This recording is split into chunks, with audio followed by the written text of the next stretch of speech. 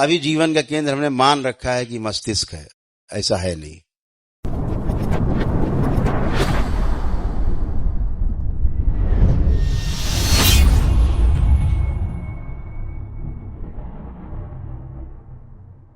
जब तीनों आपके केंद्र समानांतर होते हैं तो संकल्प नाभि से चलता है। इच्छा शक्ति, कोई काम नहीं करने वाला होता है, अरे चलो देखा जाएगा, और आप जीत जाते हैं। वो आपकी इच्छा शक्ति काम करती है। मकान बनाना है, 50 लाख में तैयार होगा, पास में तो 20 लाख रुपए, कैसे बनेगा, चलो शुरू करते देखते हैं। प्लॉट ले लिया, थोड़ा सा बनाया, फिर छूटा, फिर बनाया, फिर छूटा, बन के खड़ा हो गया। ये इच्छा शक्ति से। बहन बेटी की शादी है, पैसा कम है, अरे अच्छा लड़का देखा यार, पैसा ज्यादा लग रहा है, चलो देखते हैं, तय कर लेते हैं, देखा जाएगा, आ जाता है धन, पूरा हो जाता है। ये आपकी इच्छा शक्ति से होता है। भाव, ये हृदय का केंद्र है। भाव से जहां दिमाग नहीं चलता वहां भाव, दान दक्षिणा, ये वो सारा धार्मिक अनुष्ठान कार्य भाव से चलते हैं। जहां ये चालू हो जाता है, खोपड़ी, ये दो गए, ये चालू हुआ अगर, फिर तो फिर भगवान ही मालिक है उसका। इसीलिए सबसे ज्यादा लोड आज कहाँ है? मस्तिष्क पे है। इच्छा शक्ति और भाव शून्य है, तो ये चालू ज्यादा है, इसीलिए लोग पागल ज्यादा हो रहे हैं, इसीलिए डिप्रेशन में लोग ज्यादा हो रहा है, एंजाइटी हो रही है, तमाम मानसिक रोग हो रहे हैं। पाश्चात्य जगत में तो मैक्सिमम लोग पागल हो चुके हैं, क्योंकि इनका दिमाग ही चलता है, उनका भाव और इच्छा शक्ति गायब है।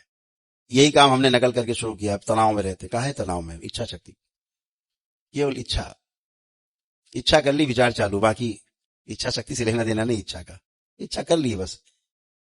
तो जो हमारे इच्छा का केंद्र चित्त में जो इच्छाएं होती हैं, वहीं पर स्मृतियां भी रहती हैं। चित्त के 16वें आकाश में स्मृतियों का रहना होता है। हमारे कर्म भोग का पूरा लेखा जोखा हमारे कारण शरीर में है, जो हमारा चित्त है वहां है, और वहीं पर इच्छाएं भी हैं, वहीं पर विचार भी हैं। जहां आपने किसी चीज की इच्छा की, बस उसके आसपास विचार चालू। विचार कहां से आएंगे? आपकी स्मृतियों के आधार से।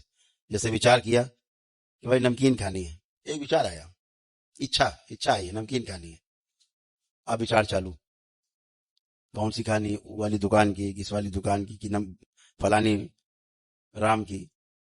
अब आपका स्मृति का पिटारा खुला, स्वाद, मन आया, अब आगे मन आ गया। मन में दो क्रियाएं होती हैं, टेस्टिंग और सेलेक्टिंग, चयन और आस्वादन की।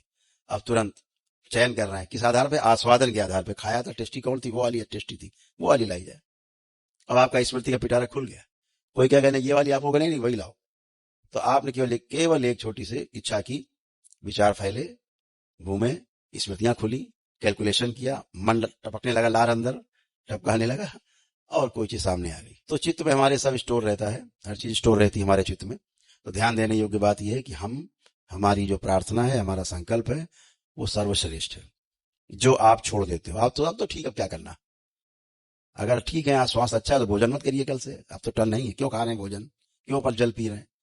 हर चीज की रिक्वायर अलग है। शरीर की अलग रिक्वायर है, जिसके अंदर जीवन है, जो शरीर को चला रहा है, उसकी अलग रिक्वायर है। इस शरीर की क्षमताएं सब लिमिटेड है।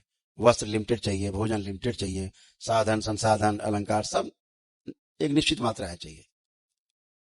लेकिन जीवन को सम्मान अनलिमिटेड चाहिए। दिन भर देते रहो सम्मान, दिन भर माला लोग पहनाते रहे आपको बहुत बढ़िया, हम सो जाए तभी पहनाते रहना माला।